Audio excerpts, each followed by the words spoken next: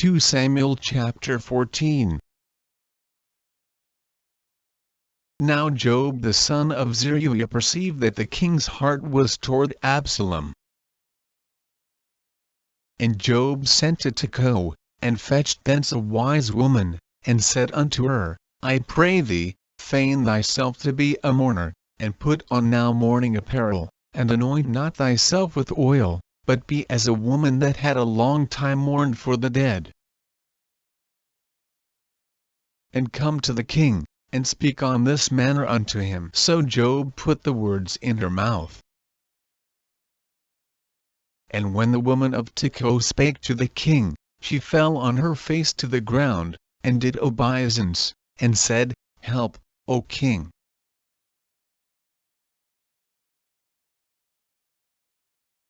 And the king said unto her, What aileth thee? And she answered, I am indeed a widow woman, and mine husband is dead.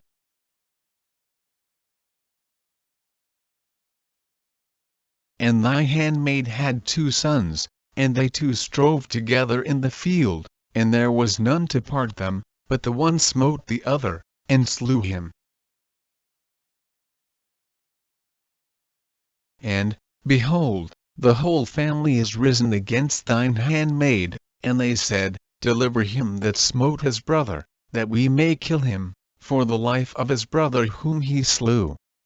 And we will destroy the heir also, and so they shall quench my coal which is left, and shall not leave to my husband neither name nor remainder upon the earth.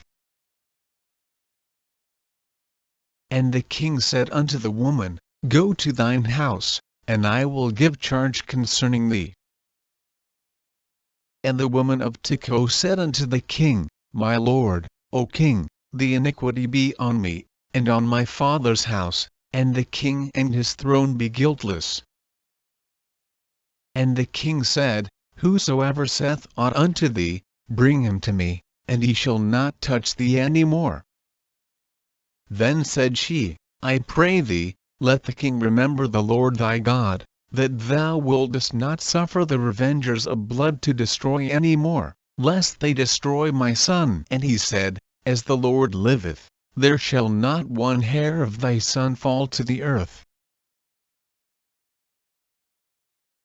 Then the woman said, Let thine handmaid, I pray thee, speak one word unto my lord the king. And he said, Say on. And the woman said, Wherefore then hast thou thought such a thing against the people of God? For the king doth speak this thing as one which is faulty, in that the king doth not fetch home again his banished.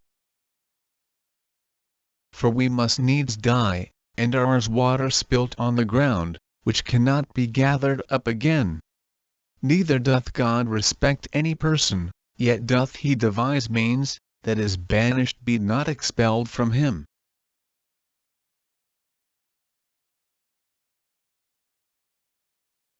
Now therefore that I am come to speak of this thing unto my lord the king, it is because the people have made me afraid, and thy handmaid said, I will now speak unto the king.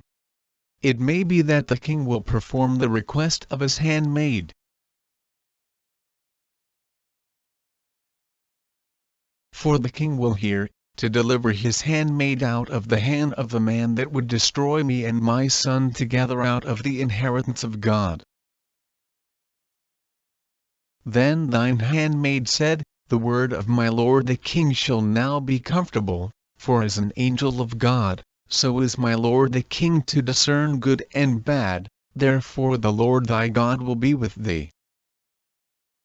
Then the king answered and said unto the woman, Hide not from me, I pray thee, the thing that I shall ask thee. And the woman said, Let my lord the king now speak. And the king said, Is not the hand of Joab with thee in all this? And the woman answered and said, As thy soul liveth, my lord the king, none can turn to the right hand or to the left from aught that my lord the king hath spoken, for thy servant Joab, he bade me, and he put all these words in the mouth of thine handmaid.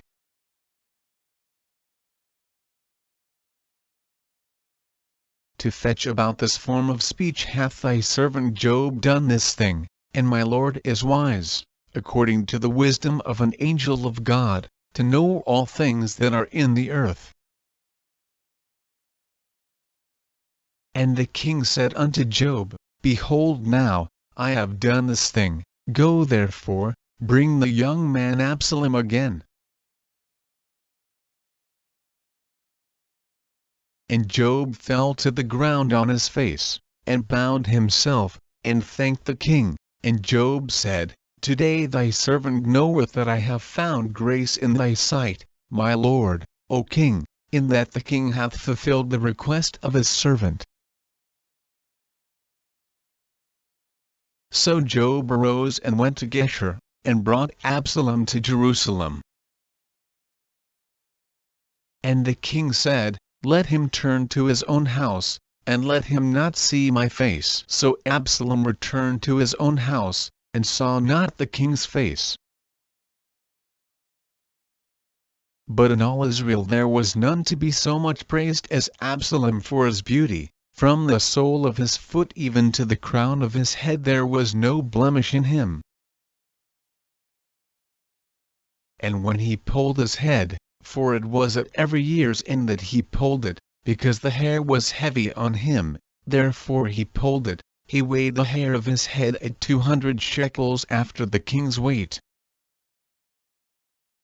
And unto Absalom there were born 3 sons, and 1 daughter, whose name was Tamar. She was a woman of a fair countenance. So Absalom dwelt 2 full years in Jerusalem, and saw not the king's face. Therefore Absalom sent for Job, to have sent him to the king. But he would not come to him, and when he sent again the second time, he would not come. Therefore he said unto his servants, See, Job's field is near mine, and he hath barley there. Go and set it on fire. And Absalom's servants set the field on fire. Then Job arose, and came to Absalom unto his house, and said unto him, Wherefore have thy servants set my field on fire?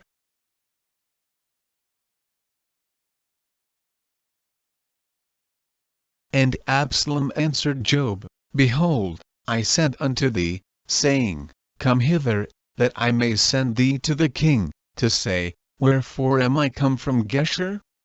It had been good for me to have been there still, now therefore let me see the king's face.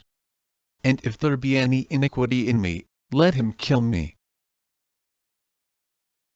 So Job came to the king, and told him, and when he had called for Absalom, he came to the king, and bowed himself on his face to the ground before the king, and the king kissed Absalom.